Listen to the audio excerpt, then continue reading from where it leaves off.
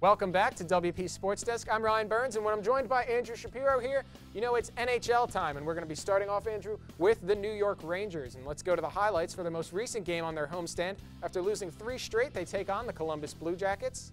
And there they go, Alain Vigneault, Rangers head coach right there, watching his team go down early against the Blue Jackets, Andrew. And then they go down even more. A shot by David Savard beats Henrik Lundqvist through a screen, no less. 3-0, the Blue Jackets lead in the first, and Henrik Lundqvist gets pulled for the 3rd time this season. Yeah, now the Rangers obviously trying to make a comeback here, getting another goal, bringing it within 1 for 3-2. Still some time left in the third, Andrew. Dane Richards has been their guy most of the year, but they need other guys to start performing. Yeah, Brad Richards has been producing, but they need a guy like Benoit Pouliot to score in that situation, but it would not go. Yeah, and the Rangers still trying to make things happen. Blue Jackets are going to get a late goal here to seal the deal with 1:30 left in the third period. That's going to be it for that Rangers highlight. We can throw it back to us now.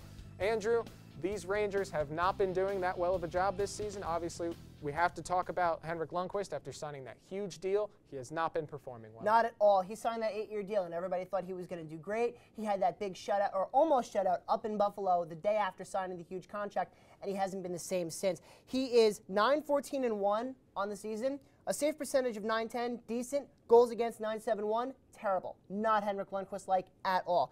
Cam Talbot, though, a very pleasant surprise for the Rangers. 2-1 in his last 5 starts, only allowing 8 goals. It looks like he is the future right now. Yes, now we're in an adjustment period right now, seeing Cam Talbot for the first time. Obviously, we're all a little excited to see how well he's playing and everything, but we know Henrik Lundqvist. He's a very streaky goaltender. He goes on these streaks where he plays well and then he plays poorly. You can blame it on the defense, you can blame it on the offense, you can blame it on whatever you want, but we know that this is his game. Do you see that happening again later this season? Do you think Henrik Lundqvist can come out of this slump? Absolutely. I think we're going to see the real Henrik Lundqvist show up. He's off to a bit of a rough start now. He's still transitioning into a brand new system. He's used to a more defense-oriented system behind John Tortorella, but now I think we're going to see the real Henrik Lundqvist start to come out as we near January and especially February with the Olympics coming up. Yeah. Now Brad Richards, as we know, is leading this team, goals, points, assists, the whole deal.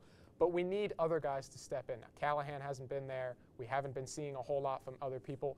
Who are the key players that need to be on the ice in order for the Rangers to perform well? Well, I think it's time that the NYPD put out an all-points bulletin for Rick Nash. He hasn't been anywhere. 11 points, 6 goals, 5 assists.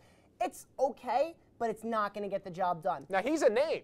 People recognize Nash, and obviously he's not playing up to his name or his career stats. Oh, no, the Rangers went out all season, and they spent a huge chunk of money to get him. They gave up Brandon Dubinsky and Tim Erickson and Artem Anisimov and a first-round pick just to get Rick Nash. He played great last year in the shortened season.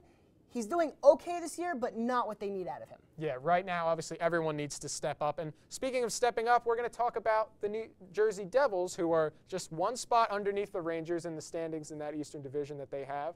Now, the Devils obviously aren't performing as well, and there's also goaltending problems with them and Martin Brodeur. Oh, yeah, I mean, he's the oldest goalie in the league. He's the greatest goalie in the league. He leads the league in wins and shutouts, and no goalie's probably going to touch that. But he's 3 years past when he should have retired. Absolutely. He should be out already. And that is the problem, and that is why the Devils will not have any success. Brodeur this season is 8-8-2, a .244 goals against, and a sub-900 save percentage. That's not going to get it done. They brought in Corey Schneider. They thought he was going to be great. Schneider has the numbers, a goals against of 189 and a save percentage of 920. I equate him to like an ace pitcher on a pitching staff in baseball. He'll get you the numbers, he'll get you where you need to go, but he's going to need offense to help finish the game. All I can say is that he's no Moose Hedberg. No, he's not. We miss you very much, Moose. No, he's relaxing in Sweden.